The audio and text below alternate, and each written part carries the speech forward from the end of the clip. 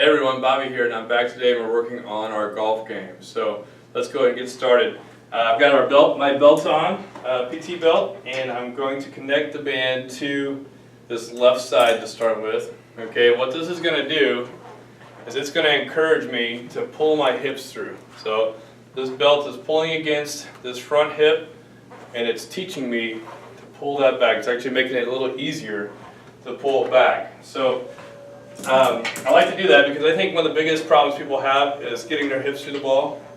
So most of the resistance today is going to come from this move, which is two bands and a handle. And I'm just going to go here.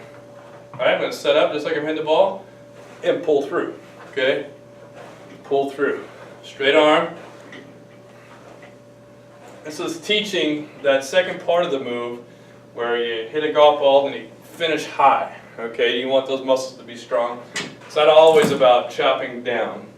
You can chop down on this machine, but not quite as well as you can do on a cable crossover, to be honest. I'll show you that here in a minute. But if you want to add resistance on the other side, obviously you'd want to do both of these first, and then if you want to mix it up a little bit, now with I have the resistance on this side, there is some resistance when I pull my hips through.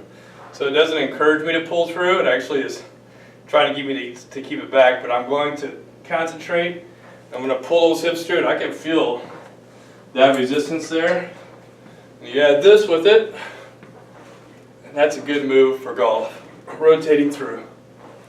Okay, so that's the first move. Second move, I'm going to keep the belt on and actually do some swinging. You don't have to have a club necessarily. You could use the PT bar that I have or anything else in your facility that is kind of like a club. But I've got a club here. So all this is going to do now, these bands are pulling me down, okay? And what this is teaching me to do is to really sit into my stance here, okay? So this is pulling me down, and most of your power starts from the ground, okay? And then it just comes up. So a lot of golfers, as they get older especially, they get really upright, and they don't utilize their legs at all, okay? They just use all arms. So this not only is some resistance as far as burning some calories and strengthening your legs, but it also is teaching you to plant those feet right into the ground, and then you can just take some swings from there. Okay? And that's more work, for sure, than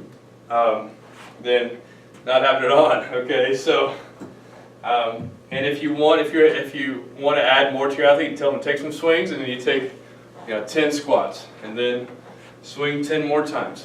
Okay, that really gets their legs burning. It also teaches the athlete to get their booty back and get in this nice strong posture that you see Rory and other great athletes in when they're playing. So that's a good move. Next one is just an oblique twist. And I stumbled upon this move one day. I was trying to think how I could get more resistance out of a traditional oblique twist that you see at the gym, where you see everyone doing this. A good variation of this would be to also lift a leg. So I could lift this top leg and do a little twist in here, right? But unlike at the gym, you don't have anything to connect to. But with this, if you have one of these, then you're going to reach out, you're going to grab a handle, and now I'm going to punch this across, right? So that's a great way to add resistance. This really translates to the golf game. And extend, I'm really using this front oblique here, this right one. Another one is to go from here, push it out, or straight arm it across like that, and that's tough. Okay, so really cool moves you can do there, which translate to golf really well on those two. So I was going to show you what the chop looks like on here if you want to do some wood chops.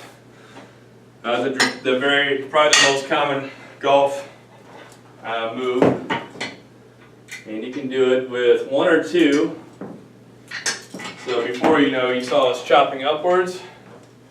Well, You can chop down from here, like so, of course. You can either do 2, where you're just here.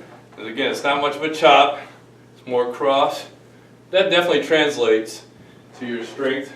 Or you can do 1, where it's really tight. You could have, 4 to 6 athletes doing this at once, where they're connected. Here, down, down. Just explosive little chop, okay? Keeping your arms straight. You really feel that in my core, okay? So, a lot of exercises translate to the golf course. These are just some exercises that really translate closely. But overall strength and conditioning, even if you're doing flies or squats of any kind, even bicep curls, it's all going to translate to your game. So